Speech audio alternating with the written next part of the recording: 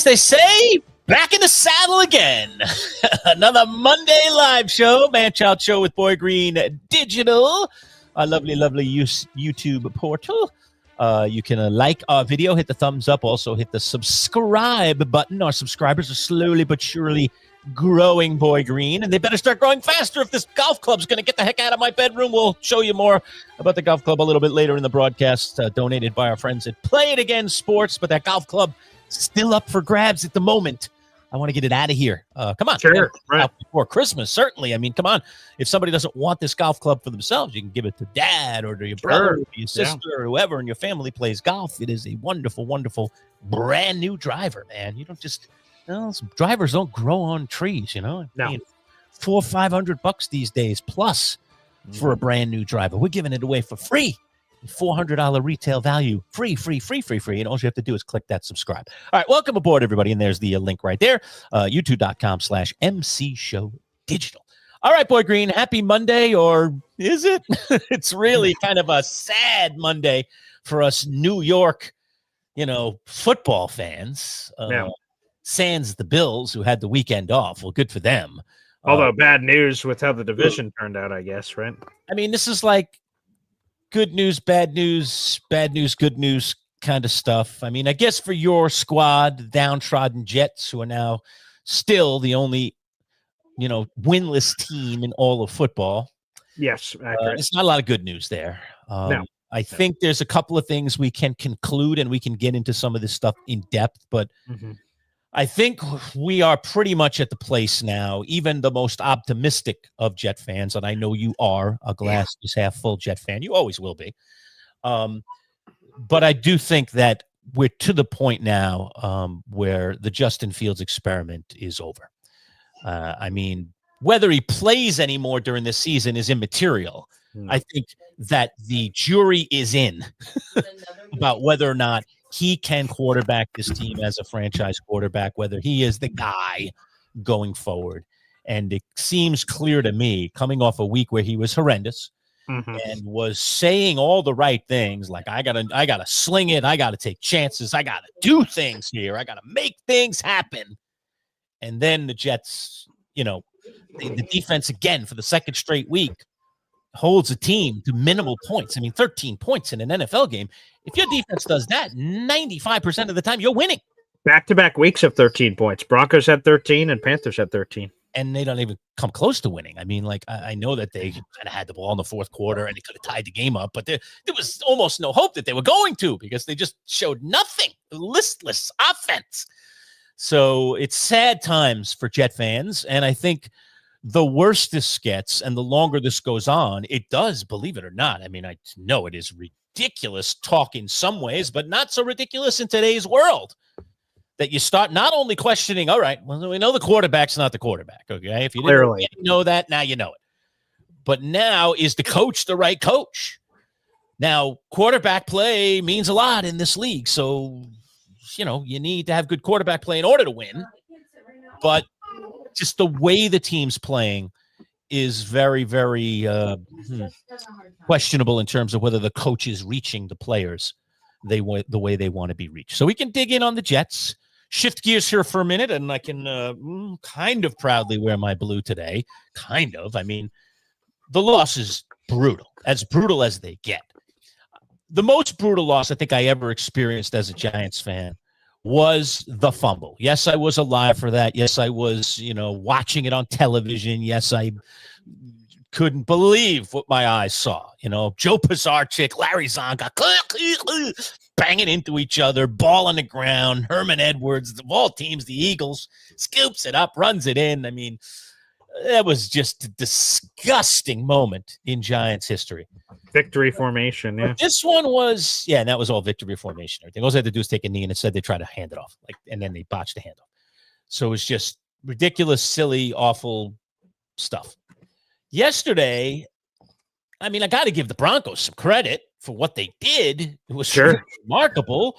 19-0 to start the fourth quarter. The Giants have just completely stopped the Broncos. I mean, just shut them down. Nothing going on offensively. Bo Nix, who cares? Wide receivers, who cares? Who cares? Who cares? Sean Payton, offensive genius, who cares? Got his number. mean, the Giants just outplaying Denver completely. And then mysteriously, everything starts to go wrong. The defense just leaking like a sieve. It's like they were like the bipolar. They were like great Giants, awful defense, great defense, awful defense. They switched to awful defense in the fourth quarter, and they couldn't get much pressure, and they couldn't cover anybody, and everybody was wide open all over the field, and they were just gutting the Giants, and the runs were big, but still, even a reasonable amount of clock management, and the Giants get out with a win. Maybe by not default, right? Like 19-0. Pour it on, make it 27-0.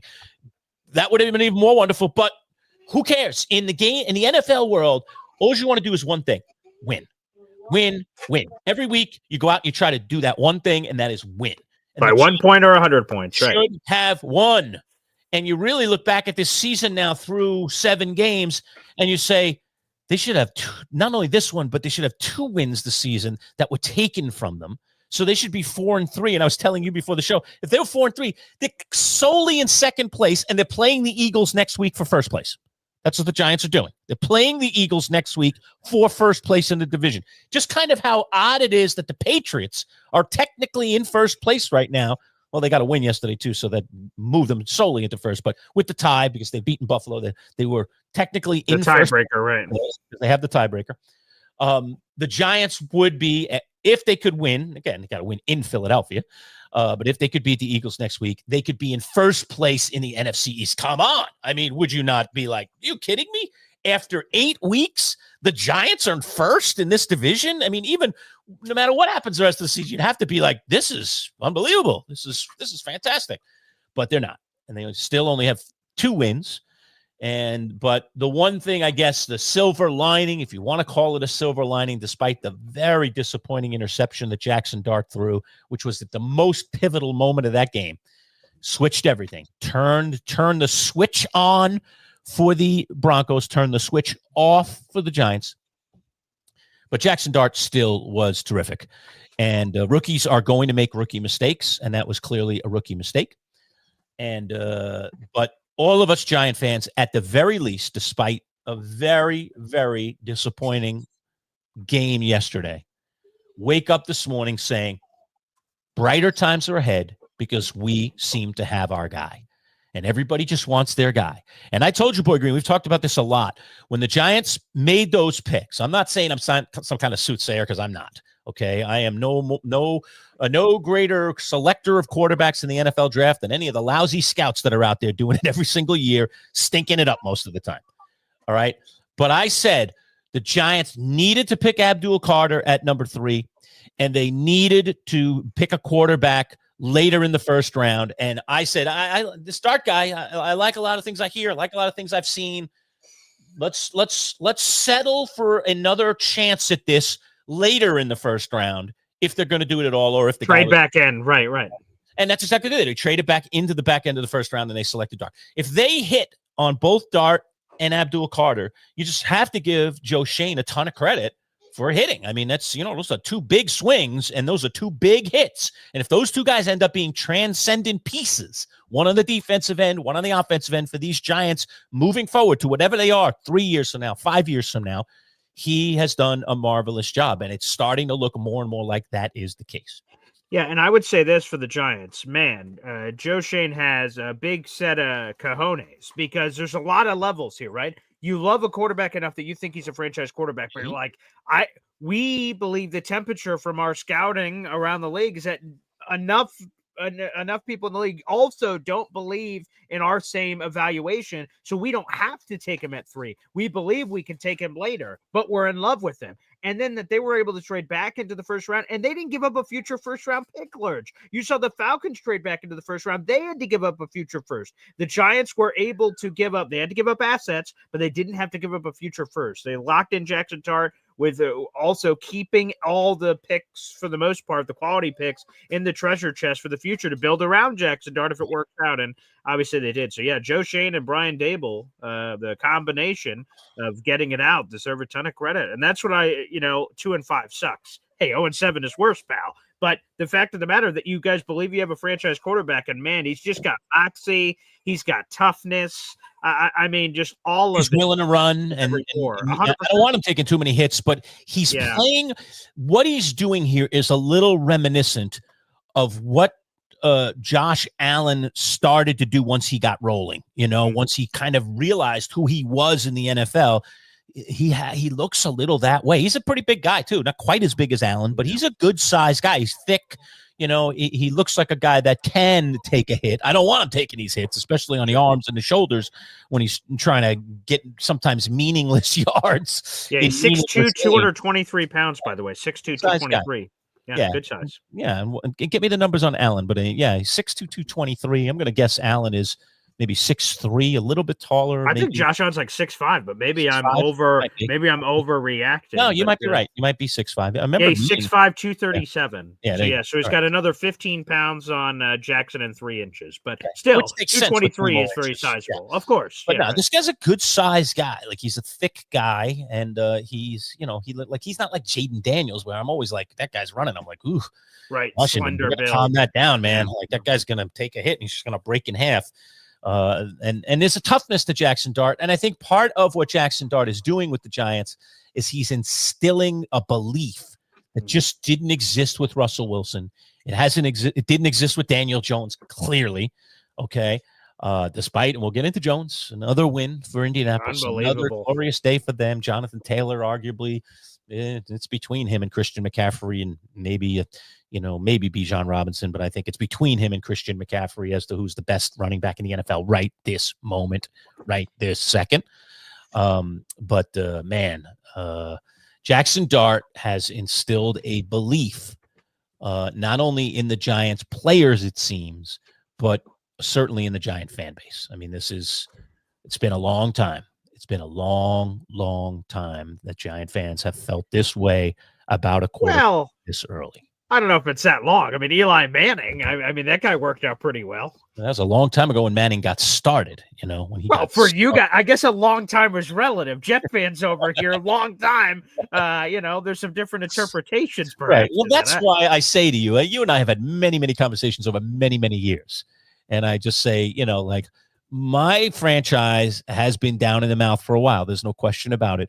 But what is a while to me? A while to me. You guys won a couple of Super Bowls. Absolute joke to you. You're correct. It's an absolute joke to you because, your while goes all the way back to 1969, and if you want to say like, all right, moments in time where the Jets kind of were somewhat relevant, I guess you have to go back to the Rex Ryan days. I mean, correct. 15 years ago, back-to-back AFC Championship games, right? We're on top of the world. People respect the Jets. They're like, man, this team has an identity. Right. They're winning. It was genuine respect for this team 15-ish years ago. That no longer exists. But it was a very quick and fleeting couple of years, and then that all went downhill. And next, he's fired, and now you just the carousel, vicious cycle, coaching carousel, the vicious cycle. No QB, no coach. No. Coach, no QB, no QB, no it's just that is a horrible carousel to be on. Get off it as quickly as you can, Boy Green. Get off it. Right? And look at that. 2 things here to highlight. Hep says long time kick rocks Lerch, and he spelled your name right. So that's a double dipper right there. Long time kick rocks Lerch. Yeah. Other Jet fans in the audience are like, what the hell is this guy talking about? But again, I get it. In all seriousness, though, Giant fans should be elated. I know it sucks in the moment. Jaxson Dart did throw a backbreaking interception, but he also had 4 total touchdowns. I mean, you're talking about the rocky roller coaster here. A lot more highs on that ride yesterday for Jaxson Dart specifically than lows. So that's exciting times. And the Giants are moving the ball, and they're missing like their best guy, Malik Neighbors. Obviously, I mean, he's the best offensive weapon. Sure.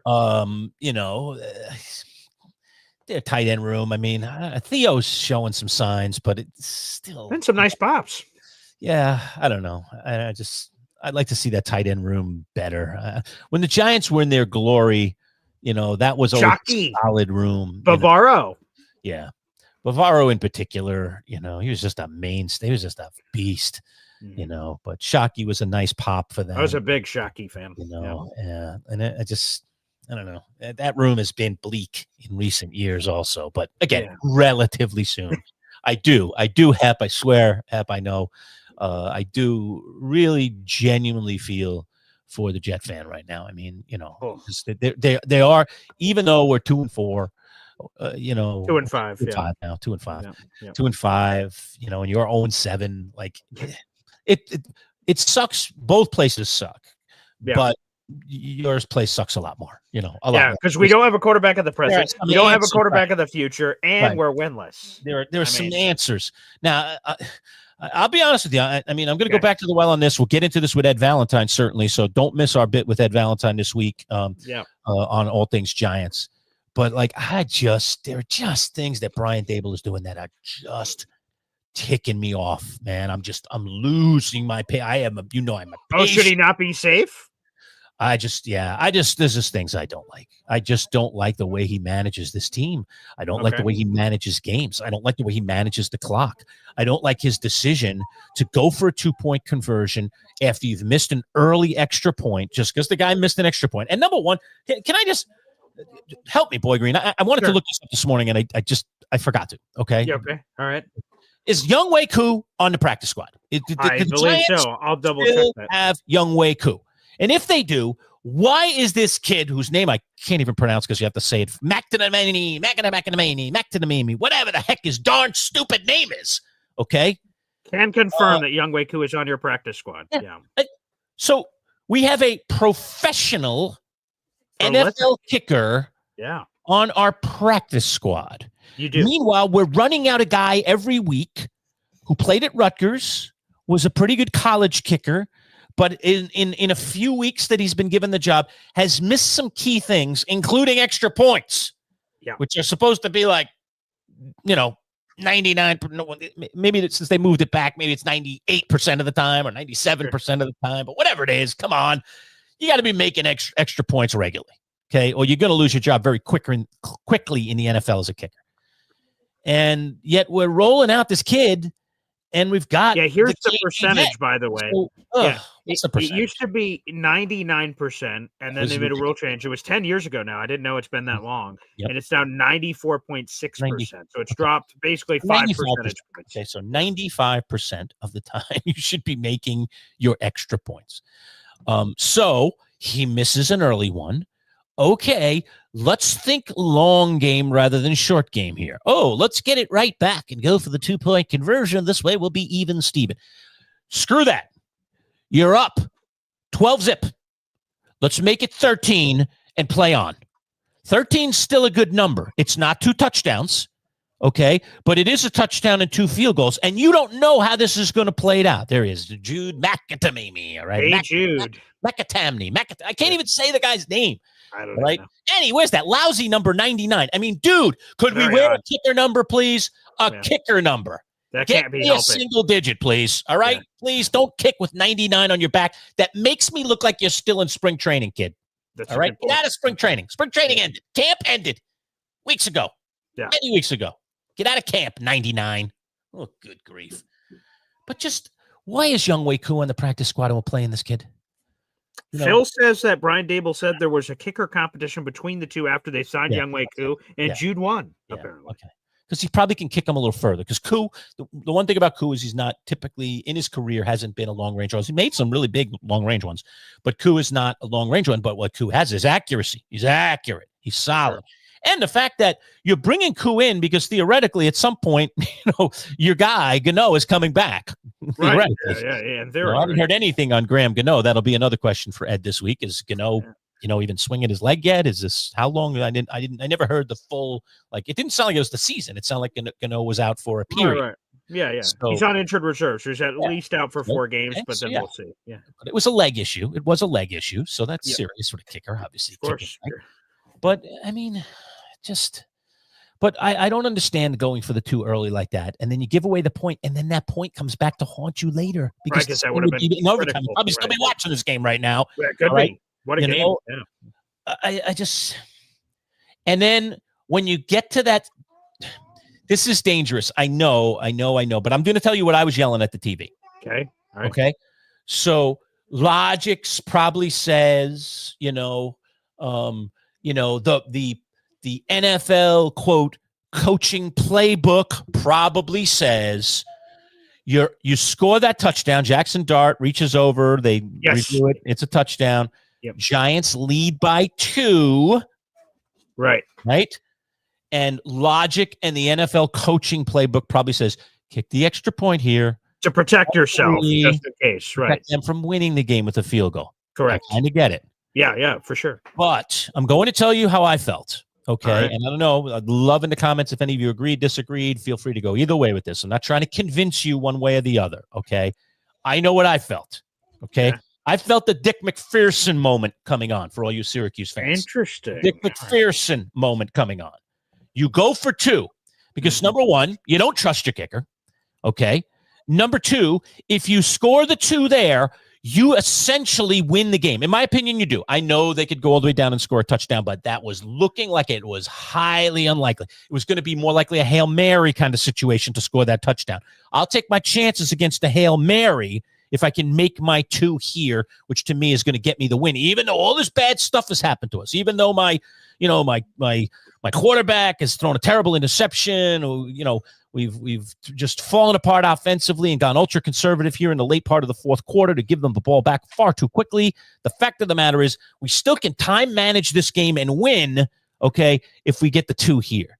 And again, no guts, no glory. This is a 1-win team, a 2-win team, a 2-4 team trying to get a big road win, and you've just choked away the lead, okay, and gotten it back, in somewhat miraculous fashion. It required penalties on that drive. The Giants got a couple breaks. I mean, I don't know about that bad interference. I mean, I was like, ooh, they're going to give him PI on that. Wow. That looked like as incidental contact. But fighting back for the ball. So underthrown ball, fighting back for it. I mean, it's just a lot of weird, so many things they don't give you in terms of the PI, and they get that PI. So I don't know. And look at Phil here. So he's interacting with that decision. You talk about potentially kicking the extra point, getting 3. He says, I felt kick extra point. Thought no way he would miss another one. Yeah. And he does. So, yeah, I guess that could have been a factor as well in all of it. So, yeah. Whatever. I wanted it to. I was Dick McPhersoning. I was screaming the ghosts of Michael Owens, and please, just go for the 2 here and get this game over with. I can't take this anymore, and this kicker's going to miss. And then sure enough, he misses. And I was like, oh, my God. Now if you went for the 2, you'd be in the same predicament even if you didn't get it. But if you got it, think of the glory. Plus, again, who do you want to put your trust in? That's a good point. You want to put your trust in your quarterback who just drove you down the field again, this rookie kid who's ignited this whole team and gotten them to believe? Or do you want to put it on the foot of a kicker and on a defense that for the last 3 drives has completely and utterly collapsed? That's a good point. Giving it to the other team. Like, I think time, place, and circumstance have to come into play here when you're making this decision about whether you're going to go for the glory or whether you're not. Everybody loves Dan Campbell. Right. I don't know too many people out there hating Dan Campbell. No, man. And Dan Campbell had some failures in the playoffs last year, including his team getting knocked out early. One and done. They didn't win a playoff game last year. What I love about Dan Campbell is he's going and he's telling you he's going. Yeah. He's going and he's stepping to the microphone post game, whether he got it or not, saying, no, that's what we do. That's what we do here. Any other questions? That's what we do. Yeah. Again, it was with this situation, you know what? That's what we do here. I believe in my team. I believe in my offense. We go. When I think we are in a circumstance where the percentages are on our side, we go. Mm-hmm. And Brian Dable, you want to talk about all of Brian Dable fighting for his job, okay? Well, Brian Dable didn't fight for his job yesterday because he went ultra conservative on the out. You see them lining up like it was like goal line offense that last possession before they gave it back, and before they gave up the lead. Remember, they gave up the lead and they drove, so the night before where they were, quote, trying to run the clock. Okay. They went to like tight formation and like, okay, we're going to just run Scatterboo right up the middle. Like, what are we doing? Are we trying to win the game or lose the game? You already play to win or play not to lose. Part, okay, you already blew that, Brian. Now let's just go win the game and stop taking it away from the offense, the chance to get first downs to move the ball and to frustrate the other side, which you've been doing all game. Sure. We're going to go away from what's worked all game now. I just disagree with it. I think it's bad coaching. So Dable, he's on my crap list today for sure. Which, again, I think there's something to be said. I just mentioned it. You can play to win or play not to lose. And when your team, who at the time was 2-4, again, they ultimately are 2-5 with the loss. Like, what do you have to lose? Especially Dable specifically, since, his job is sort of up in the air with the hot seat and this, that, or the other, despite the, seemingly win of finding Jaxson Dart and all the pop that he's shown. That's just not enough to automatically save the job, I think, of Brian Daboll or Joe Schoen or whatever combination it is. So, yeah, there was a lot of that, quite frankly, in the NFL of play not to lose versus going for the jugular. Another potentially controversial yet decision that could be made in today's game. The game has changed. The game has changed vastly. And Bud Poliquin actually called me last night. We're going to be Brunch with Bud will be out as usual tomorrow. But I know this is going to be part of our conversation with Bud because Bud himself had called me to say, you know what? Every once in a while he calls me just to be philosophical about something. But he was literally like saying what I was thinking. So I was like, oh my God, I'm agreeing with Bud. I don't know what's wrong with me. But Bud said this. He said, the NFL stinks. Okay, forget about that comment because Bud just hates football. Well, that's true. A lot of times. He hates pro football. All right. So the NFL stinks. I was like, all right, Bud, did you call this to tell me that? Like, I'm in the middle of watching a game here. This was like during the late games, it was after the Giants game. That's good at least. Like some level of respect. The Sunday night game, I see, okay. It's kind of a little bit in downtime, a little bit in reflective mood. And he says, the game stinks. That game you love stinks. I was like, all right, Bud, I've heard this. Okay.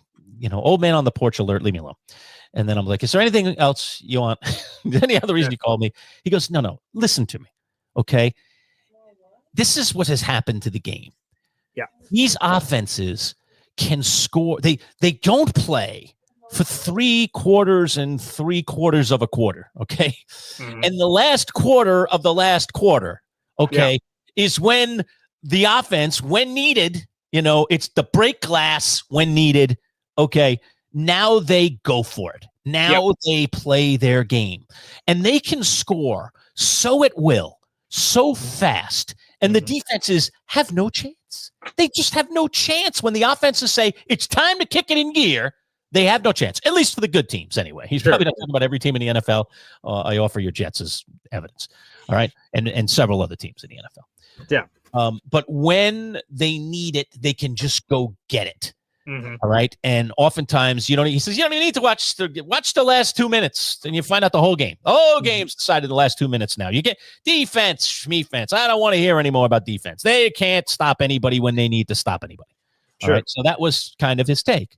Yeah. And I was like, yeah, it kind of is right. That like, it's just this mentality of now we have to turn it on. Now we have to have our best plays called. We have to do everything. And the offenses seem to be in today's NFL beating the defenses regularly, just scoring at will in the fourth quarter, as Badshaw says there. So yeah, it's a different game and it has changed a lot. And I think they need some good defensive coaches in the NFL to stop this, because for some reason the defenses do not have the offenses have the upper hand these days. They just do. And do they? The way it is. What's I don't know.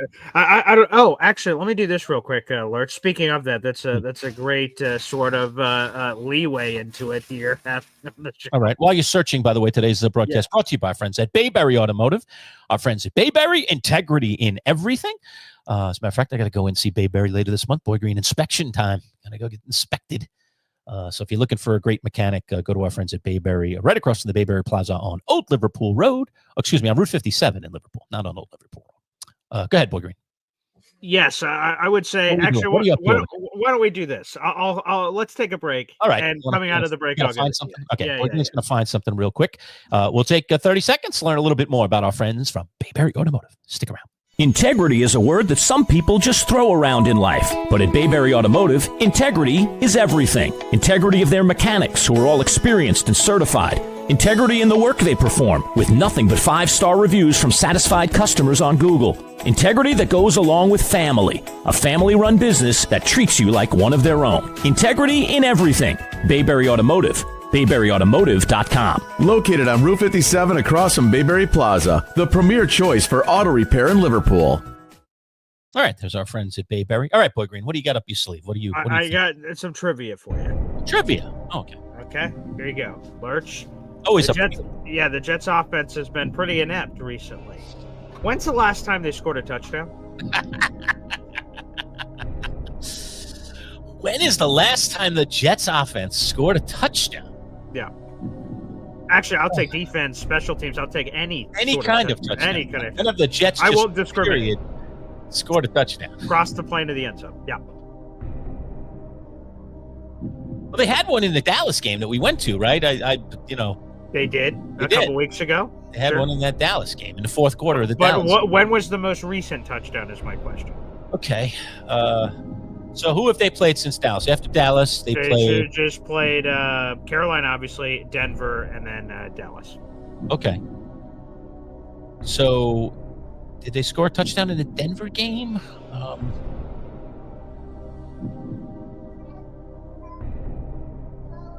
I don't, I'm not a Jet savant, so the early first quarter of the Denver game. Unfortunately, you were right, Lerch. I tried to guide you away. It was Dallas. It was with a minute 45 left in the fourth quarter. So think about that, Lerch. When we saw the team 15 days ago, it was the last time they scored a touchdown in person. Yeah. Good Lord. Yeah, you did convince me out of it for some reason. I did. Thinking I'm wrong. Wow, they scored it. Did they score a touchdown in the Denver Definitely game? not. What was the final score? Because the Denver game was a low-scoring game also. 13-11. The Jets scored 3 field goals and a safety. Oh, it was a safety. Yeah, and then they just scored 2 field goals on Sunday. That's right. Good night. Wow. Embarrassing, Lerch. It's just you do, because again, you just said prior to the break, right? Like, man, offense. It's a new era. Offense. I'm like, oh, is it? I don't know. I haven't seen a touchdown in 3 weeks. I'm not sure. Yeah. But yeah, I mean, there's some truth to what Bud says. There's some truth to that. I mean, because it does seem like the good offenses can, turn it on when they need to. And it just feels to me like the defenses don't get after it when they need to. But there is something. Who said that? I think it was. Where is it? Like, all right, you want to go back in time? Let's go back in time. Like, okay, all right. Who are when we think of all-time great defensive coordinators? I'm talking all-time great defensive coordinators.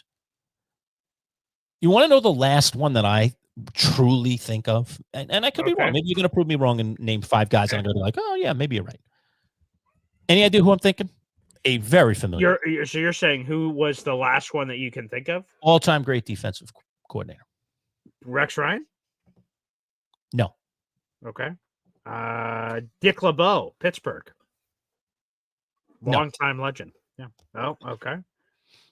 Bill Belichick? Could be Bill, but actually I'm thinking of the guy. I mean, the timing, I'm trying to think because Belichick probably hung around. But Buddy Ryan. Okay. Oh, wow. That's going back real far. Yeah. He was on the Jets Super Bowl team. And what he did with that 85 Bears team. Sure. Right. Yeah. What he did with that defense just dominated. Just you were like, oh no, we're playing them, and it wasn't because of wasn't because of Jim McMahon, their quarterback. Jim McMahon, yeah, it is his name, Jim McMahon. That's correct, yeah. And it wasn't because of Walter Payton, who was incredible, unbelievable. It was oh no, I got to face those guys.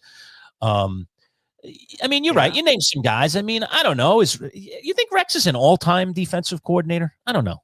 I think of all-time, maybe. I think of a very good defensive coordinator. I think of Rex in the same spirit to say that I think of Steve Spagnuolo, who's very good in today's. Oh, Steve Spagnuolo. Oh my God, that's a shame on us. But is Steve Spagnuolo an all-time? Like, I think Buddy Ryan's an all-time. I don't know if Steve Spagnuolo is an all-time. Spags is the most decorated defensive coordinator in NFL history. Has 4 Super Bowl rings as a defensive coordinator for your Giants, Chiefs. I mean, that's a stupid. I'm an idiot. We should have definitely said that one. That's disrespectful. He's the best defensive mind in the game right now. So he might be. He might be right now the best defensive mind in the game. And I love the way he mixes it up and he does different things. But he has, Bud Carson, great there from New York. Carson, that's a pretty. I love. That's Bud a pretty Carson. good name. Yeah, that's. Yeah, but Buddy Dungy is the guy that really stands out. Dungy again, great, but not to me all-time great. You know, maybe my list is just too short because then I'm like, who do I go after? Ryan, you know, like Bill Parcells. Probably. I mean, was he? I mean, how many years did Parcells? I mean, that's part Chuck of the problem. Noll. Chuck Noll's many of another these great guys, one. you know, so Tom many of these Landry. guys became head coaches so quickly that, like, I guess that's true, right? You know, that you remember them as head coaches rather than as defensive coordinators. I mean, that's part of the curse, right? You do a great job as a coordinator. Guess what? People want to hire you to be a head coach, and now you give that aspect of the team, whether you're an offensive guy or in this case we're talking about defensive guys, you hand that off to someone else, and now you don't get the credit anymore. Now that person either gets the credit or they get the criticism. Yeah, to your point on Parcells. Okay, another random trivia for no reason whatsoever. Let's get some more trivia for you here. Okay. All right. So how many at the NFL level? How many seasons was Bill Parcells a defensive coordinator? Total guess. I don't know. Yeah. 5. Probably 3. I was going to say probably 4. 3. Less than that. And of course, they were all cut off the music. They were all with the Giants, but separated. He was the defensive coordinator in 79, but he resigned in the offseason. There was some sort of situation in that 79-80 season where he ended up going to New England. And then he came back in 81-82 and then became the head coach, was there for all the glory. So that is a good point, though, that you don't think about that. Some of the head coaches sort of get eliminated. Because, like, I mean, Buddy eventually got a head coaching chance too. He eventually, of course, he did. Yeah. So, and again, maybe that's where Dick LeBeau, Dick LeBeau's Dick LeBeau. He's an all-time 100%. He would be on my list. But those are two head coaches. But like when I guess what I'm getting at here is not to besmirch these greats of the game on the defensive side of things, but just to say, when is the next Buddy Ryan coming along? You know, when is the next 85 Bears defense arriving in the NFL and showing every offense that walks into their building? Oh, yeah? You thought you could do things. We're not going to allow you to do things. And that defense just did not allow teams to run their offense, no matter how good they were. It didn't matter whether it was, you know, Joe Montana and the vaunted 49ers rolling in there, whether it was the Giants and Phil Simms or whoever it might have been at that time that were the you know, teams that had very good to above average to great offenses. That team said, bish bosh, you're going to have to run something different against us because we stop all that stuff. Because I'm looking at the numbers in the league right now to say, okay, well, like, who are those guys right now? We just mentioned Spags. Obviously, that's a name we have to mention. But, like, Jeff Ulbrich, man, the number one defense in the NFL heading into this week, and he got slapped around by Mac Jones, Christian McCaffrey, and everybody, and they got a backup squad. Go to any of these notable defensive teams. Jesse Minter of the Chargers is widely respected, but they got tossed around by Indianapolis. So, like, it's not like a defensive coordinator is shutting people down. Think of this for a second. All right. This will be very relatable to everybody's in the room right now, me and you as well. All right. Yeah, anybody that watches this. Okay. Sure. So I would think that pretty much everyone in this room right now plays fantasy football. Okay. I mean, I don't know how you're an NFL fan if you don't play fantasy football these days. I mean, even old hags like me, okay, playing fantasy football. It's un-American not to. Okay. So fantasy football. So if I could give you any defense in the NFL right now, Boy Green, to have on your fantasy football team for the rest of the season, and you have to stick with them, who would you take? And your answer is going to be, you know, 5 different possibilities because probably. Well, this week I'd love these guys because they're playing the Vikings. So last week give me you know, they're playing the Saints. You know, that team's playing the Jets. Let's just get who's ever covering the Jets because not a bad strategy, by the way. That's been quite effective. Right? And that in itself is evidence. I know it's just statistical nonsense in some ways, but that is evidence about the lack of a dominant defense in this league. And literally year to year it changes. Like we went through a period of time where the Giants, when they had LT and that whole crew, okay, in the 80s, you just knew that was trouble every week, you know, and there weren't many weeks among those weeks where you were like, they're going to play lousy. All right. They were just always bringing it. So where is that right now in the game? Like, I don't think there's nobody in the league, including Green Bay, who I thought would be gangbusters, throwing Micah into that mix, and they've been nothing but a mediocrity. Statistically, in fantasy, they're terrible. Jeff Hafley, give a shout out to him, former Boston College head coach. He's the DC now. Yeah. So like the answer is there is no real dominant defense in the NFL right now. Go ahead, commenters, tell me who it is. Tell me who it is. Who you want? You would fantasy football at the beginning of the season, give me this defense the whole year, and they're going to be money in the bank. They're not. The leading team statistically, at least going into this weekend, we're about to sort it all out here once we get through this Monday night doubleheader tonight. All right, but last week the top two defenses, again, fantasy is fantasy. It's a point system, so it's all relative. Okay. But the best two defenses in football, fantasy wise, going into last week were Indianapolis and Jacksonville. Would you have picked those two at the beginning of the season to be your defense? No. I would not. No, and no. Wait, who were the two you said? It was Indianapolis and Jacksonville. Okay, so Lerch, right now I have the statistics in front of me of the best defenses in the National Football League from this season. Who do you think they are right now? Indy yesterday. Indy yesterday, they gave up 24 points. That's not terrible. It's probably Indy and Denver. I know Denver Denver got lit by the Giants late in that game. So it's not Denver now. No. So I thought Denver could get like a 15-point week. They could move up to number one. They did not. So it's probably still Indy. Probably Jacksonville fell out of that spot. I mean, they gave up 35 burger. That was awful. So who else was in the mix there? Maybe New England. I'm going to say Indy and New England. Total guess. I have not looked. Yeah. So Indy is in second place. New England is number one. They have 65 points. They were just aided, obviously, by the 19 points ahead against Tennessee, which jumped them in the mix. Rams are another one. They're tied for second place. They have 62. Yep. There you go. But wow. I mean, are you like, ooh, there's a great deep. Woo, don't want to play those guys. Yeah, the answer is no, Boy Green. The answer is no. Definitely not. So that is an indicator. It's just fantasy stuff, but it's an indicator. We could go look at we go to PFF and go look at who the best defense actually is. Sure. Right. But there's no dominant defense in the NFL right now, period. There's just not. There are teams that have good players.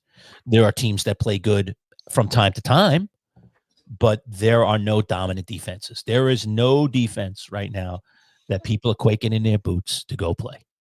And for those that thought it might be Denver, well, I think the Giants and their rookie quarterback just proved that wrong yesterday. Yeah. Okay. Yeah. So who is it? There is nobody. There's nobody. There's nobody. That's the answer to the question. So I hate to get on the old man on the porch Bud bandwagon here, but I do think there's some truth to what Bud said. There's something to be said for that. All right, let's break it all down. Talk about all these games over the weekend. All right, so let's just kind of boom our way through. Okay, so London. I mean, it could have been tea and more tea. Watching that game, Rams just dominated Jacksonville 35-7. Again, I think what comes out of the discussion in that game, Boy Green, is one simple thing: is Trevor Lawrence a franchise quarterback? Because every time I seem to watch him play, I'm like, I don't think so. I think he's just really overrated. And the problem is Jacksonville is tied to him. They signed him like a $300 million deal. I mean, he's the guy. I just think he has to make it work.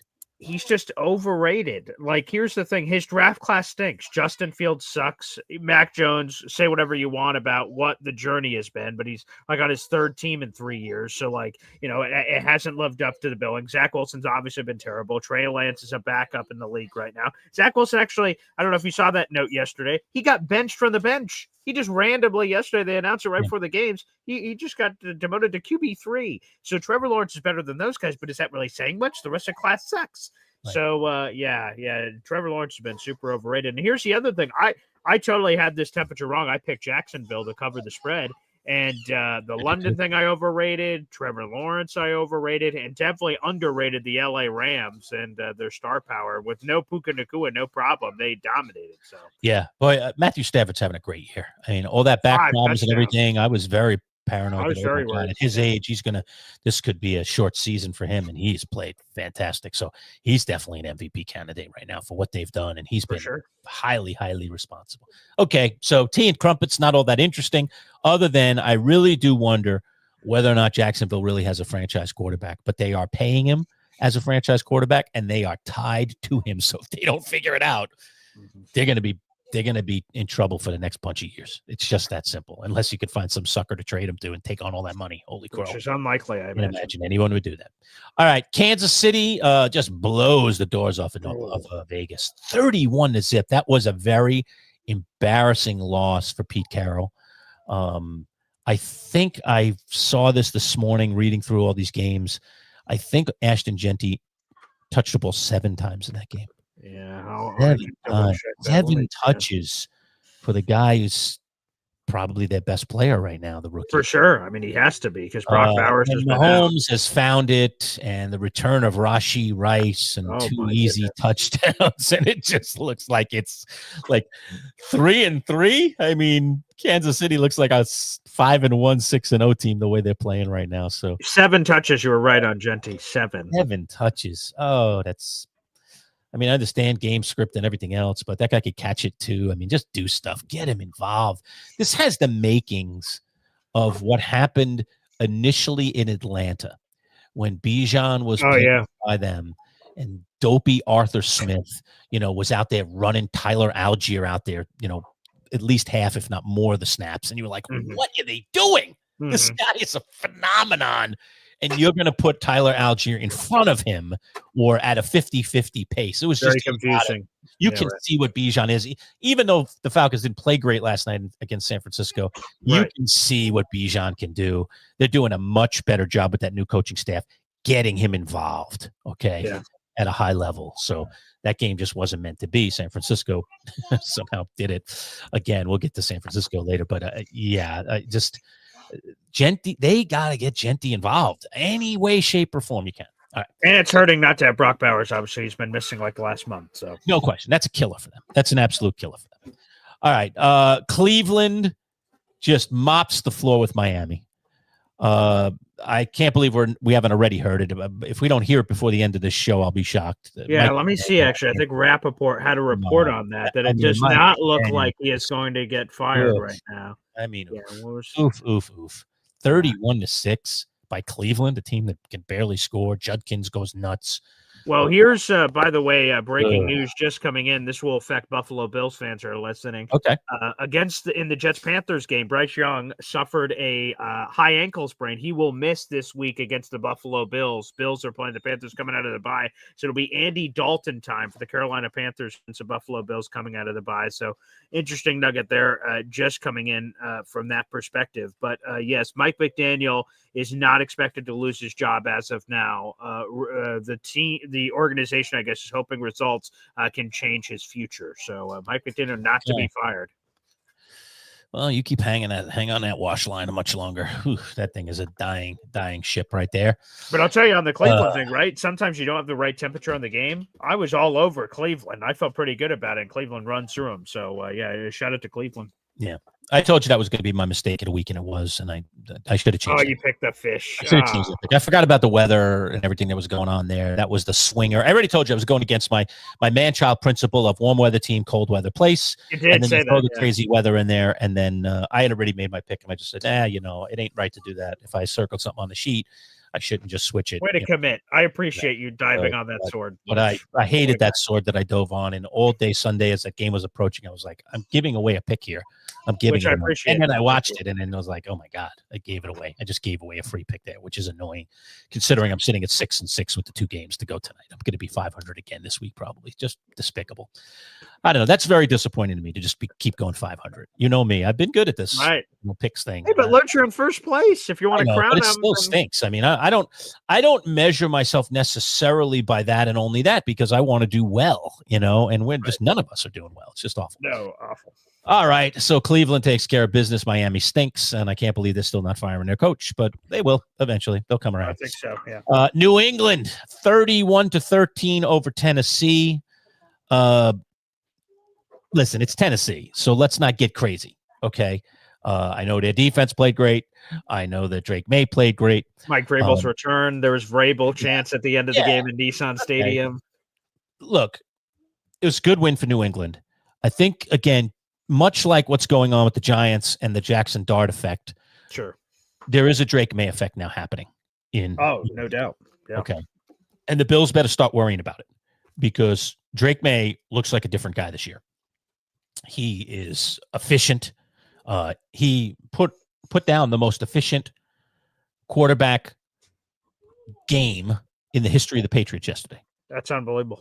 Better than anything Tom Brady ever did as a Patriot. Better than anything Drew Bledsoe ever did as a Patriot. Better than any Patriot quarterback has ever done in a Patriots uniform. He put down the most efficient day in quarterbacking history of the New England Patriots organization yesterday. Stunning. You better pay. Now, it's against a stinky team, okay? Sure. So a little perspective, okay? But it's still remarkable. And he's been showing signs of this for weeks. He's been on my fantasy team all year. I drafted him in the Champs League. He's been sitting on my bench. He hasn't played a single week. When Patrick Mahomes has a bye, he'll be playing. Maybe there's another matchup somewhere along the line that I might say, all right, I'm going to go to the kid. Could trade him maybe. But I mean, Mahomes has flat out been great this year as a fantasy quarterback. I think he's number one. I think he's number one or number two I think he's number one in quarterbacks. I think he's ahead of Josh Allen. And so, I think he's a number one QB in fantasy right now, points wise. So Patrick Mahomes has been incredible. So obviously I can't really sit him, but Drake May has been fantastic. And if you haven't been kind of keeping your eye on that, you need to be keeping your eye on that because he's been really, really good. And he's in the top. He's in the top 3 or 4. Especially after yesterday, it's going to go up more. Is he number one now? He hasn't passed Mahomes now. So Mahomes is number one. Mahomes is but he's not only number one, Lerch. He is number one by 30 points. It's been fantastic. I mean, good Lord. The next closest is Jalen Hurts, and Jalen Hurts runs all over the place, and he is 30 points behind Patrick Mahomes. But to your point, Drake May is third in the league. You have 2 of the top 3 quarterbacks in fantasy football on your roster. And one guy hasn't even played. Single week. Been on my bench every single week. That's a first place team, Boy Green. When things happen like that, right? You say, you want to wonder why I'm in first place? Because things like that. All right. Wow. Just the things like that. Draft pick that goes right. I took Mahomes last year a round earlier than I took him this year. And I was like, oh, this was such an awful pick. And what has happened to that offense? And Mahomes doesn't throw the ball down the field anymore.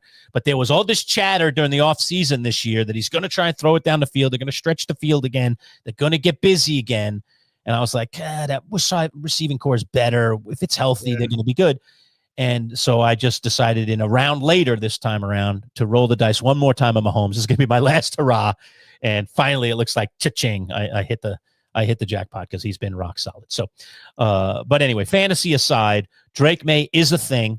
He is more than just a fantasy thing. He is a reality thing in the game of football. And the New England Patriots, while I still like the Bills to win that division, it's up now. It's up. It has to be. It's up in the air. I mean, they're actually in first place right now. They're a half game ahead of the Bills, and they have the head-to-head. Now they're going to play again, so that head-to-head may disappear. Probably will. All right, but yeah. They're a game and a half up on the Bills. That is unbelievable. All right, Johnny Boy's in the comments asking a question, so I couldn't quite see what it was. Question for Lerch: do you believe if Dart got drafted by the Jets, he would have the success that he's having with the Giants? Great question. Boy Green, you answer that question first. I'll answer it second. I need to marinate for a second. I have some thoughts. I need to marinate for a second. I know what pessimistic Jet fans are going to say. It wouldn't have mattered. This team was destined for disgustingness, and it wouldn't have mattered. That's what some Jet fans are going to say. To me, 100%. He would have had success. Garrett Wilson is an awesome receiver. Breece Halt's a very talented running back. I think the thing that and I'm not a Giants fan, but seeing Jaxson Dart's, like, his energy is infectious. Like Justin Fields, to compare situations, is a very conservative guy.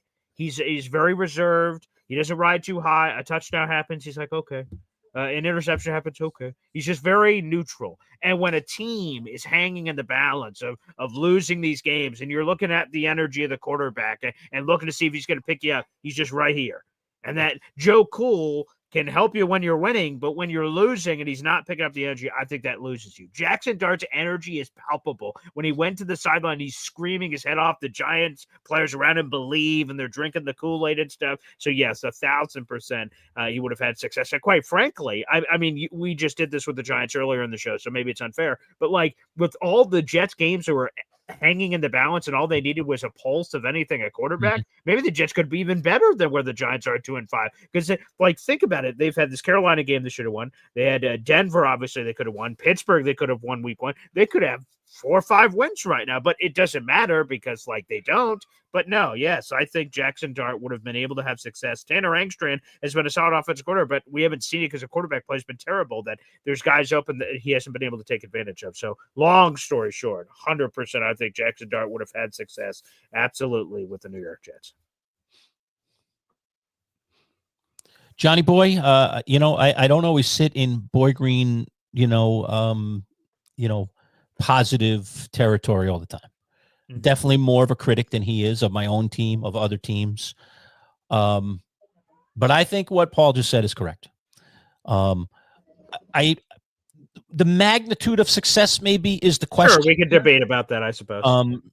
But the Giants, in all honesty, as an organization, haven't been all that good in recent decades, or in the last decade. Let's just put it there.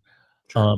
I mean, we're seeing evidence of a very competent quarterback in Daniel Jones just simply changing to another team, having other players and other coaches around him and turning into a really good player.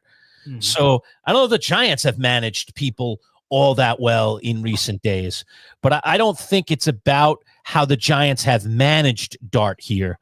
I think it is about what Boy Green was saying. It's about Dart's energy, his infectious, competitive nature, and the fact that he's seemingly a very competent guy. He sees the field well. He's tough. He just has a lot of the ingredients that guys in football on the offensive side of the ball want to follow. And I think the Jets would follow him just as the Giants have been following him here in these early stages.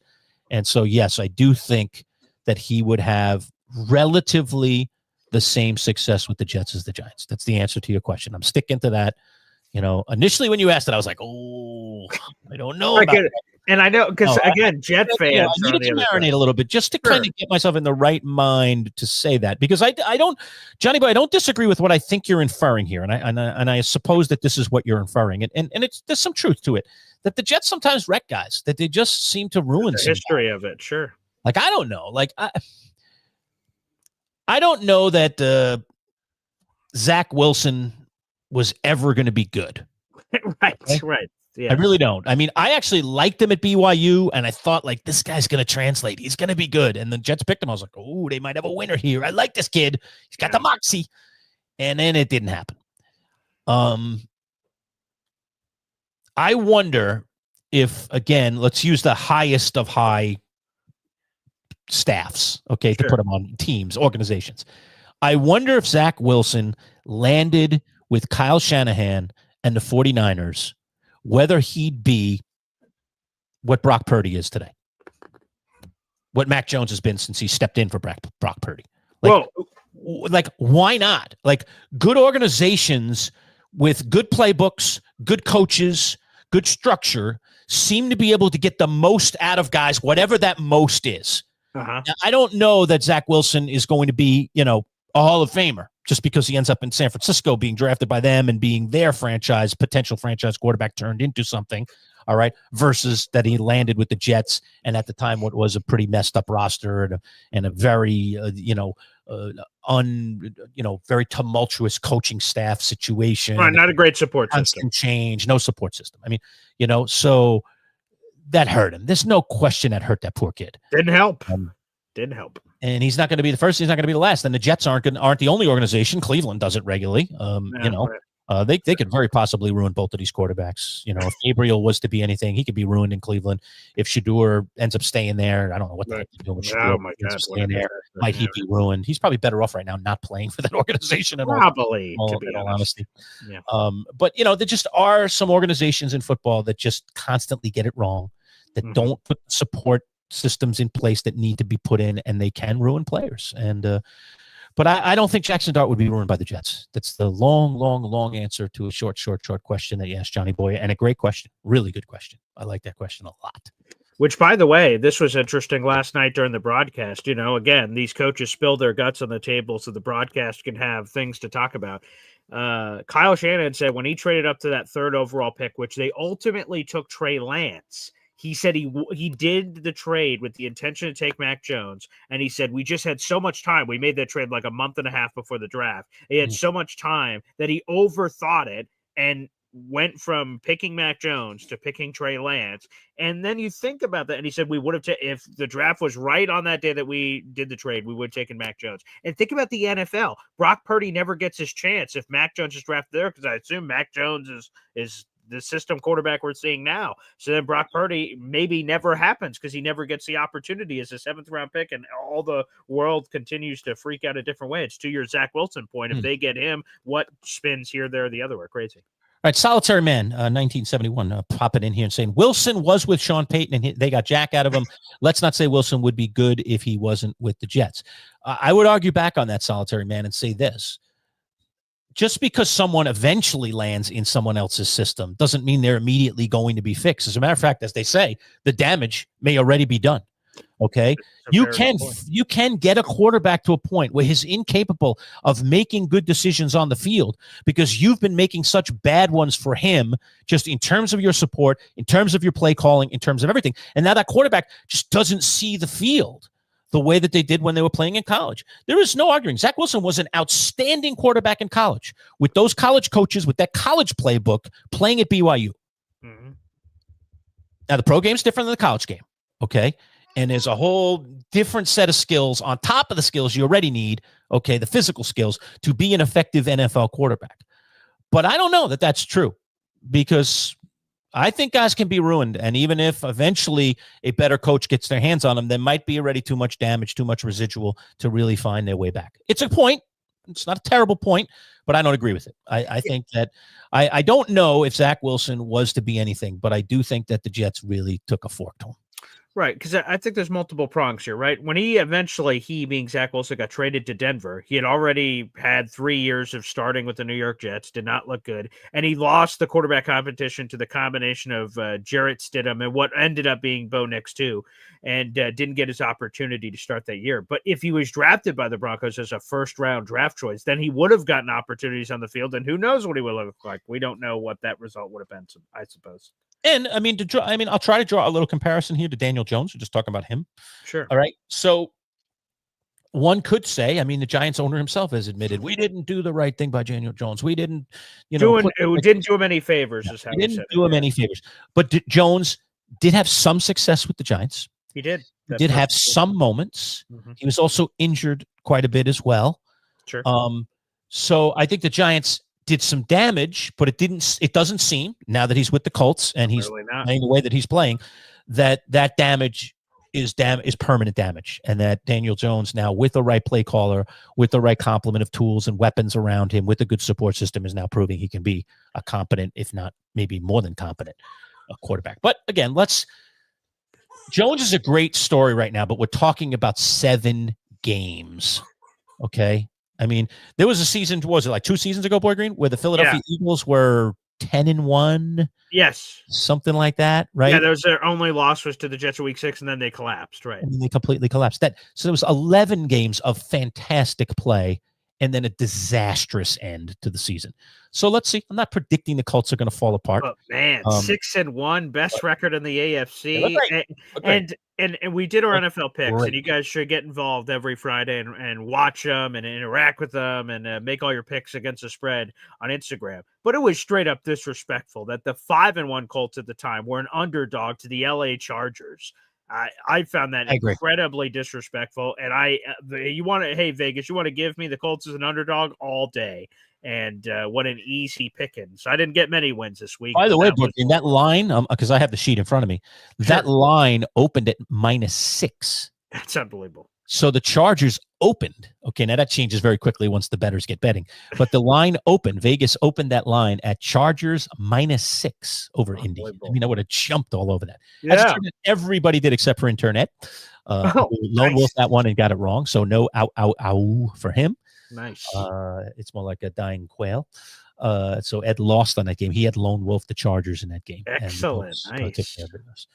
All right, let's go through the rest of the games real quick. All right, So we got to New England, Chicago. All right, I know it's just little old New Orleans, but the Bears look like the Bears again. That was I should say this about the Bears. Bears didn't really look like the Bears. I was just about to say. Their whole thing was their success this year has been Caleb finding the receivers. And in this game, the receivers did nothing. Roma Dunze, one of my superstar fantasy players, had 2 catches for 21 yards, I think, Boy Green, and like was targeted like 4 times maybe in the game, something like that. So the numbers were brutal for Roma Dunze, who's numero uno on that in that receiving core.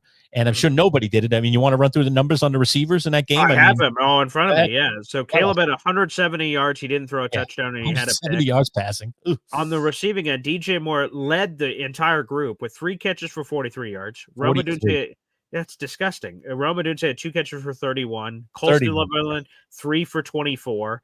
Luther Burden, 1 catch for 22. Cole Komet, 1 catch for 16. DeAndre Swift, 1 catch for 14. And then Kyle Monongahai, the old Rutgers running back, 2 catches for 13 yards. And then Alamide Zacchaeus, 2 catches for 9 yards. That was the receiving core production for the Chicago Bears. So they ran the ball like gangbusters. Swift was terrific. And so was the Rutgers kid. Yeah. And the two of them piled it up. And so Chicago wins handily 26-14 over New Orleans in they flipped the switch there. I say they flipped the script and they said, we're going to do this differently today. And that worked out in a win. So good for them. Yeah. So the Bears figured it out and they got a nice win at home. I like the Bears a lot in that game and I'm glad I got on them and they proved me right, even though they were given 5.5 points. I liked them. Yeah. Which I blew that one. I totally took New Orleans. I thought that was a lot of points and thanks. I don't blame you. All right, Philly, Minnesota. What a crazy game. Eagles, who everyone wants to bury 6 feet under and say they're going to completely and utterly fall apart, found a way to win again. This time against Minnesota. Minnesota, obviously, the Carson Wentz revenge game. Yes. Although, indeed, Wentz did turn back into a pumpkin and do Carson Wentz-like things in this game a little bit. But Philly holds on. They win 28-22. They were 1.5 point favorites in that game. So again, is Philly solved? I mean, Saquon's numbers bad again, although he had like 17 touches, I think 17 or 18 touches in this game, Boy Green, but still had only like, just his yards from scrimmage were terrible. It was well under 100 yards, from scrimmage. So Saquon is still not getting it done. They gave him the ball a lot more, but unfortunately, most of the time he got it. There was a guy like right in his hip pocket when he handed it to him or when they threw it to him. So yikes. I would just say this First, I would like to say sorry to Vikings fans. You totally got screwed on the TJ Hawkinson touchdown. That was 100% a touchdown. How does that get reversed? They're forced to settle for a field goal instead of getting the touchdown that they had. So I don't know. I've seen that play. I don't know if you've seen it, Lerch, but I've seen that play 100 times on Hawkinson, and he tucks the ball, has control. I don't know. Yeah, that was shaky. What's a catch, I guess, is always up for grabs there. But no, are the Eagles solved? It's crazy that Jalen Hurts had 326 passing yards. 183 of them went to Devontae Smith. 121 of them went to A.J. Brown, and there was enough room left over for 25 yards that got just sprinkled between a couple of different receivers. I mean, wow. So, solved for now. But again, I think the antidote to all of it is winning. You win. Everyone's happy. That's correct. Happy. Well, outside of A.J. Brown, I guess he always has to get his catches. But outside of him, it's hunky dory for everybody. Yes. But when you feed him like that, I mean, they're a tough team to stop. There's a reason that they pay 2 of those receivers, Devontae and A.J. Brown. Yes. They're 2 of the top 12 highest paid wide receivers in football. And when you have performances like that, you see why. Okay. All right. So okay. Again, a win is a win for Philadelphia. And Minnesota, without its quarterback situation, settled in a bit of a quandary right now, even though they have a lot of talented players. And should be getting some of their guys back soon. I think Aaron Jones will be back soon. So we'll see. Hopefully not. Helps them. Yeah, I know you have Mason. I got Jordan Mason on my fantasy team now. Yeah, but it does look like they're, McCarthy seems like he's getting close now. How much longer they're going to wait for McCarthy beyond the injury? Because it's just like, was he really getting it here at the beginning of the year? Does he need more time, sitting on the bench? We'll see. Carolina Jets, we know the deal there. 13-6. Poor Jets don't even score a touchdown for the second straight week. Carolina's defense was impressive in this game. I will say that, Boy Green. I know it was amongst some ineptness by the Jets, but they had a couple of nice picks. Let me just say, here's a stat. Yeah, go ahead. An unbelievable stat. So through the first 6 weeks of the season, that's a big sample size. The Panthers had 5 sacks total as a team, 5 across 6 games. Oh my God. How many? Against the Jets, they had 6. They had more sacks against the Jets than they had as a combined team through the first month and a half of the NFL season, which is unbelievable. So sure, yeah, they played like gangbusters. J.C. Horn had a couple of one-handed picks, which were crazily impressive. So yeah, Carolina, what a game. And now, we just mentioned earlier, Carolina is set to play Buffalo coming off the bye. No Bryce Young, apparently is a high ankle sprain, so it'll be Andy Dalton against your Buffalo Bills out there in the universe for any Bills Mafia fans listening in. So we'll see. All right. Chargers, Colts, we touched on that one, but Colts win it 38-24. Daniel Jones continues. Terrific. I mean, man, Jonathan Taylor has like been reborn. I did not expect that from him this year. He has been unbelievable. Should have drafted him at the turn. He was one of those many running backs, Kyron Williams, Jonathan Taylor, that's available in that second, third round area.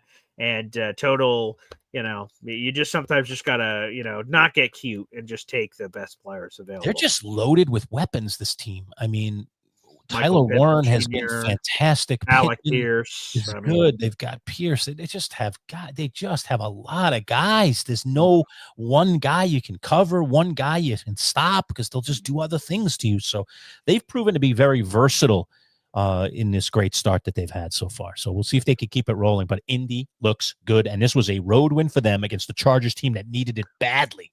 Bit banged up, but they needed it badly. And they did not get it. So that just does show you something about who the Colts are.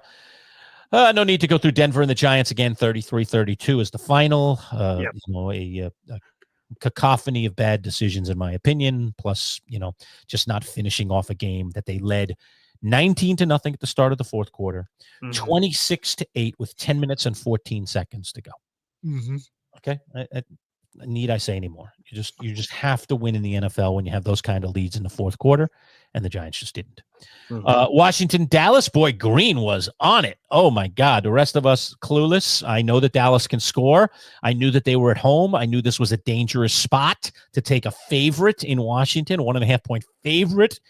Boy, Green, a lone wolf this game. He's always a secondary Cowboy fan because of his father, probably, right? Dallas doubles up Washington 44-22. A cavalcade of mistakes for the Commanders. Jaden Daniels hurt in this game. Looks like he might be lost for a few weeks. We'll see how that all goes down. Medicals to come on that. Maybe we'll find out a little more from Dalton by Wednesday. But man, convincing win by the Cowboys, who basically, because of everything that's going on in the division, are right in the thick of it. Right in the thick of it right now. Hey, I mean, you just talked about all those fantasy quarterbacks that have done very well. Oh, look, Patrick Mahomes up there. Oh, Daniel Jones is up there. Oh, Drake May is up there.